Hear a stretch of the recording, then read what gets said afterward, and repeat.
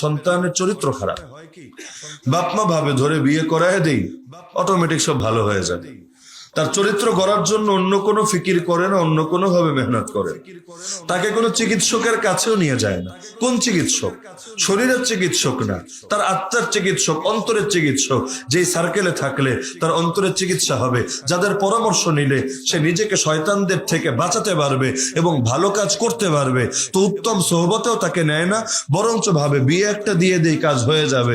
পরে এক মেয়ের সঙ্গে বিয়ে দেয়, কখনো কখনো হয়েও যায়, একেবারে হয় না তা না, কখনো আবার হিতে বিপরীত হয়, ওই মেয়ের জীবনটাও নষ্ট হয় আর ছেলে যেমন ছিল তেমনই রয়ে যায়।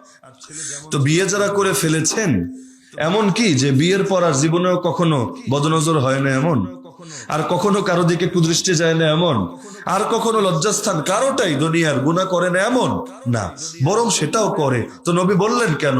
নবী এটা বললেন যে এটা একটা উপায়, একটা মাধ্যম, যে নিজেকে পবিত্র রাখতে চায় সে এর দ্বারা অবশ্যই পবিত্র রাখতে পারবে।